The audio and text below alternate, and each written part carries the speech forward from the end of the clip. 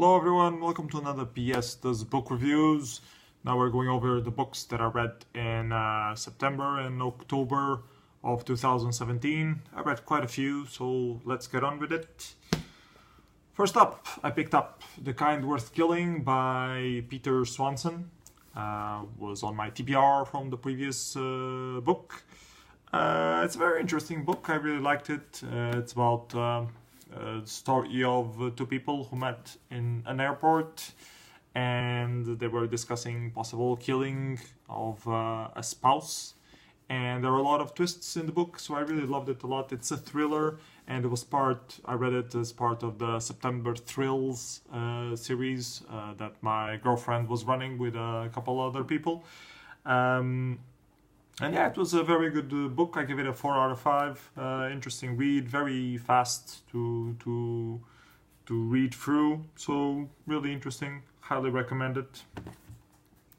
Next up, that I read in September, I have Zoran Živković's The Library, or in Portuguese, the Biblioteca.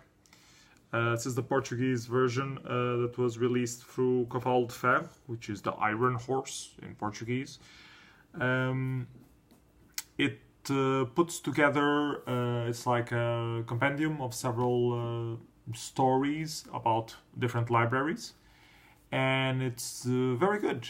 Actually, I usually don't like when there are compendiums of several stories. I usually find them like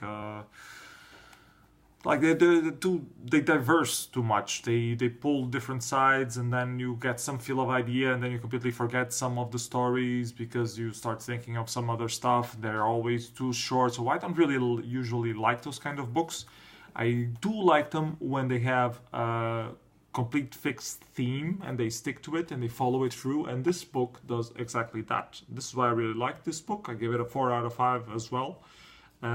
All the stories are very short. They're all about libraries, obviously, but they're all interconnected somehow.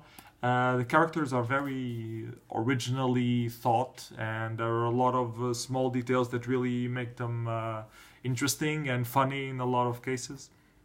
So I really liked it. So nice surprise. This was recommended from my girlfriend who had read it and loved it, and it was a good recommendation. I also loved it, and I also highly recommend it. The Library by Zoran Živković. I believe he's either from Serbian or Croatian, something like that, around the east side of Europe. Next up, I picked up Michael Grant's Berserk Reloaded, which is the second book of the Bzrk series. It's teen fiction, said right here on the sticker, teen fiction. I had a discussion with my girlfriend if this was a YA or wasn't YA, and it was YA because it features a young adult, and that's the definition of YA. And I don't usually like YA stuff anymore because, you know, I'm not a teenager anymore. But I did like the writing on the first Berserk, even though some parts were a bit and they felt a bit overpaced, like rushing things too much, not going much into description, too action focused, let's call it that. But it kind of worked. I like the story, I like the setup. It's about nanotechnology and the threat of nanotechnology, and a young team of people who get together to fight the bad guy. And this is the follow-up to that original book, where the bad guys keep doing bad things and you keep trying to stop them. And there are some new characters, there's some interesting stuff. The stories feel a bit too parallel at some point. It doesn't feel like it's cohesive, but it was still a good read. I enjoyed reading it, so I gave it a 4 out of 5. It's more closer to 3.5 than 4 stars, but well. To close up the series, there is Berserk Apocalypse, and it's more of the same.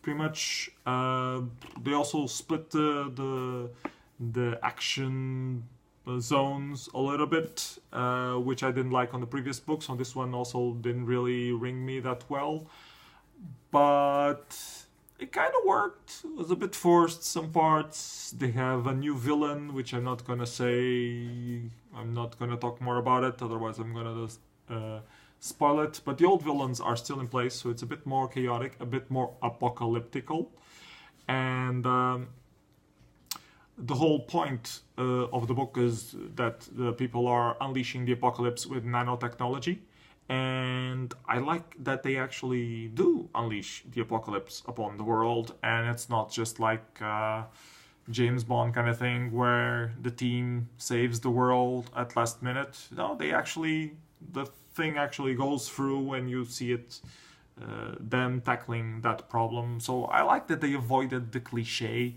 of let's call it the apocalypse, but then we save the world at the last moment. No, they don't save the world at the last moment. The world gets fucked, but you know, they live through the apocalypse. Might be spoiling a little bit the story line here, but well, I guess if you read through the whole 3 books, eventually you'll find out. So yeah. Interesting book as well. The read, I give it a 4 stars out of 5 as well. Closer to 3.5 than 4, but I didn't want to give it a 3. I think 3 would be a bit too low. Next up, I picked up this one, which is a very short collection of tales in the steampunk thing, all of them written in Portuguese or by Portuguese people. It has also illustrations, a very short book, as you can see. I wrote one of the stories here, this is why I got the book, so it's all about steampunk in 2017. It has like 6-7 stories, all of them are pretty good. So the illustrations are also interesting.